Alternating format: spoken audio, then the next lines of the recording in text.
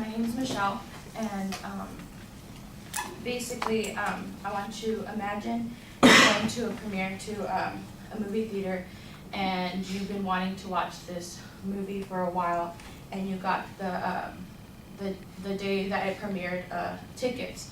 You went in and you saw the movie, and then 2 or 3 days later, you got an email from your school saying that the movie theater you were at, somebody had measles, and then that there was an outbreak. Luckily, when you were young, your parents vaccinated you, and you didn't get the measles. This is a clear example why everyone should get vaccinated. Vaccines prevent diseases that are dangerous and deadly, such as measles, polio, whooping cough, meningitis, and varicella, just to name a few. So I'm going to be going over exactly what is a vaccine, kind of about polio, whooping cough, polio, and its non-existence in the U.S., measles outbreak occurring, and also smallpox and pertussis. So vaccine is basically a product that stimulates your immune system to produce immunity to a specific disease, and it helps protect from a disease. Some of the side effects, since the vaccine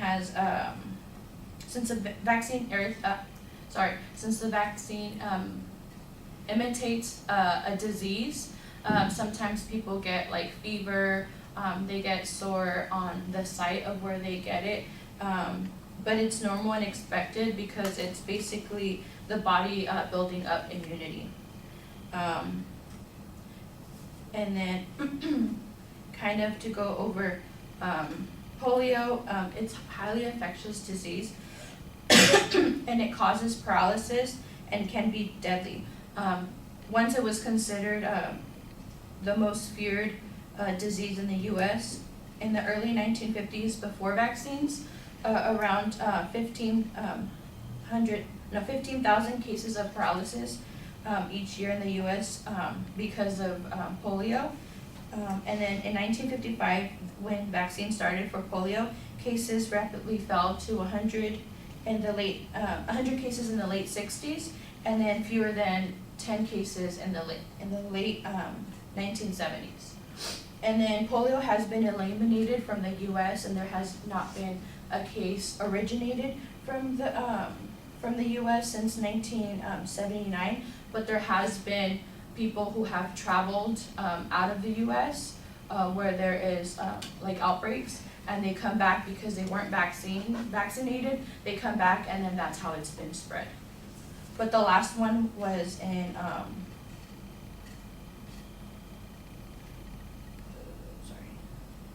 in 1993. The best way to keep the United States polio-free is to maintain a high immunity in the population against polio through vaccination. And then another one, measles outbreak, like I stated, it's contagious. If somebody in this room were to have measles and they coughed, the droplet would stay in the room for 2 hours. So then that means anybody in this room who has not gotten vaccinated could potentially get it, and it stays up to 2 hours. Up to 90% of people who were exposed will catch the virus if they were not immunized according to the CDC. And before the measles vaccine became widespread in 1963, up to 1 million Americans got measles each year. The CDC stated that roughly 500,000 cases were reported to medical authorities, and 48,000 were hospitalized. 4,000 developed encephalitis, which is infection in the brain, and then 400 to 500 people died from the measles. And then another one where we don't even get vaccinated anymore is smallpox. So thousands of years ago, smallpox emerged and became causing illnesses in humans, in human population. But thanks to vaccinations, the last natural outbreak of smallpox occurred in 1949, and in 1980, the World Health Assembly officially declared smallpox eliminated, and no cases of naturally occurring smallpox have happened since. But they are still developing vaccines for it because they're scared that somebody who is trying to terrorize like a certain place, that they'll use the smallpox against us. So they do have like a backup of smallpox vaccines just in case if that were to ever happen. But nowadays we don't even need smallpox, but it has been eliminated because of the vaccines that we have received in the past. And then an example of how they thought that in Japan, in 1974, nearly 80% of children were vaccinated. So people were thinking that, since there are only 393 cases and no deaths, like they had cases but no deaths, so they were thinking, we should maybe stop vaccinating. So it took a couple of years for people to eventually stop vaccinating, and only 10% of infants were being vaccinated. But then in 1979, Japan suffered from a major pertussis epidemic, more than 13,000 cases of whooping coughs, 41 caused death. So in 1981, the government began vaccinating for pertussis vaccine. So the pertussis cases dropped, and that was because they thought that if it's going down, then we shouldn't stop.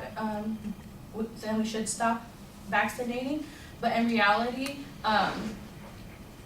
the vaccinations was helping the cases go down. So that's why Japan started vaccinating again.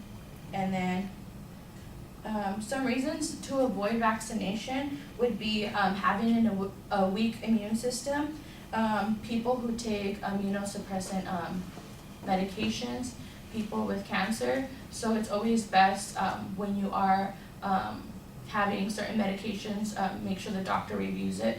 But other than that, anybody could really take it, or unless they have an allergy, because some of them, like the flu vaccine, has egg in it. So people who are allergic to egg shouldn't take it. And then in conclusion, even though we are seeing less outbreaks and some diseases are even more rare in this country, they do go around the world. They do go around the world and can be brought into the U.S. just like recent measles outbreak. So we are improving here in the U.S., but there still is some people who are not vaccinating, and a person who's not vaccinating could be traveling the world to countries where they don't vaccine, and when they go, they get the virus, and they come back and they spread it to the people who don't and are choosing not to. So people should really consider and get vaccines.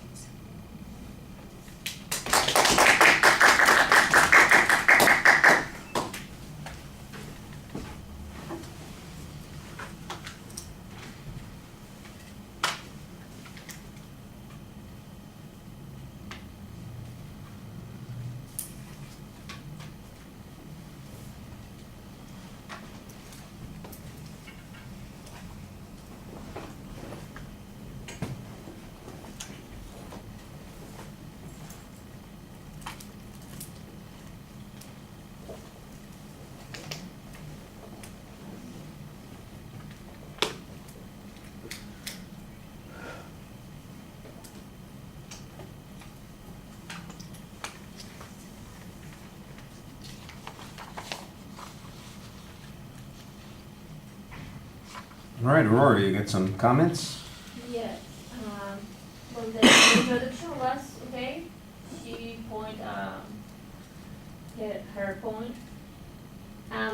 The engage with the public her was looking, I think, way up there as we get to us. She has a little issue with working, maybe because she was nervous. tell that. But she gave us information, and it was okay, just a little bit more of practice or less nervous. It's hard. And that way we can be a little more engaged. Okay. Well, we'll start with those presentation things. Obviously, the phone in your hand is a bit of a distraction, and you've got your eye contact's intermittent because of that. And like Aurora's talking about, you know, maybe sometimes a little bit anxious. You're looking off, thinking about what it is you're trying to say, and a little more practice would help. I didn't think it was terrible. I just think that it's a place that's an obvious fix. That's something you can do to make things better. Your voice is fine. There's pretty good variety there. Your gestures are a little bit limited because of the notes. That's, I think, problematic. And I think you could be, create a better sense of immediacy if you didn't have those things in your hands and you were connecting with us a little bit more.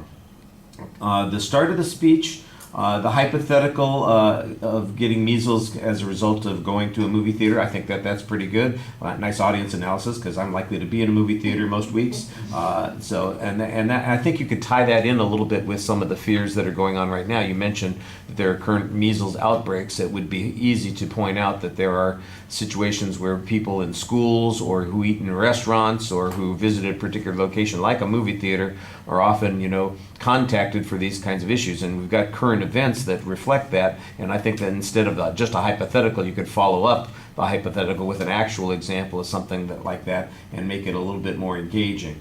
Your general topic is okay. I think you do need to show that there is a lack of vaccination, that people either are choosing not to vaccinate because they think they're covered or because they're fearful of it. I didn't really get any information that told me what part of the population is unvaccinated, except in Japan, where it was, there was some quantifiable information about that. But you list a whole variety of diseases. Basically, your speech gets structured around a number of illnesses for which there are vaccines, some of which have disappeared for the most part, some of which are maybe a little bit more contemporary. But I know that schools have requirements about kids being vaccinated, that it becomes standard practice for pediatricians to vaccinate children, that sometimes they don't even let kids out of hospitals if they don't have some kinds of vaccinations. So the question then becomes, well, how can this still be a problem if we've got all of these things that are requiring this? And you need to explain that, we've gotten complacent about some things, for instance, and maybe there are people that resist getting vaccinated for some reasons. I think that could be a part of your argument. And like I said, sometimes it's just we think we've got something licked, and the next thing you know, it's back up on us. And the thing with Japan's a good illustration of that, but I think we've had examples of that in the United States recently too. I'm trying to remember the pertussis thing, for instance. We had an outbreak in California just a couple of years ago where kids were suffering from whooping cough because they hadn't been vaccinated, because people thought, well, whooping cough, that's, so 19th century. We don't really have to worry about that kind of thing anymore. So I think you could probably do a little bit more informational research on things that this audience can connect to. It's not that the Japan example is a bad one, but it's, not necessarily quite as relevant. Also, when you got into that was a little bit confusing, because I didn't even realize that you had changed from smallpox. It sounded like you were talking about, smallpox, and then the next thing I know, Japan had an outbreak. I'm going, wait, Japan had an outbreak of smallpox, and then it turned out that it was pertussis that you're talking about. And so there is a switch there. I think that was the one place where your labeling was not as clear as it could be. The historical information, it does sound like an informative speech at a couple of points where we're talking about the diseases that we've licked, polio, measles, and smallpox for the most part. Measles, of course, is obviously one that does have a bit of resurgence in it. And then I think because there's contemporary stuff that's going on right now, you need a little bit more there. Frankly, I'm relieved that we are largely done with polio and smallpox. Did we have a speech about this the other day? One of my classes, we had a speech about this, and I was talking about it, and I asked people, do any of you have the scar from your smallpox vaccination? You and me. Yeah. That's probably it. Everybody else, because they stopped worrying about that because they eliminated it, since 1980. Yeah. People over a particular age all got those. I mean, it was a standard kind of thing because you got a growth, basically the smallpox growth when it's building the immunity, and then it kind of falls off later, but it does leave a scar on your shoulder where they give it to you, and it's probably people over the age of 40 or something like that that have that. Even though my sister, she's 30 something, and she's still, she got it in Mexico. Yeah, well, okay. So maybe. Yeah, maybe it's a little bit different in Mexico, but I think I don't. It's been a long time since I've had students who had that sort of thing. Yeah, You got one too? Yeah. Good deal. Well, you're covered. Mexico? Okay. From Mexico. Yeah, so the rules might be a little bit different there, that kind of thing. But like I said, it's historical information. It's nice to have there. It adds a little bit to the presentation, but you want to be careful not to turn it into an informative speech. All right, thank you.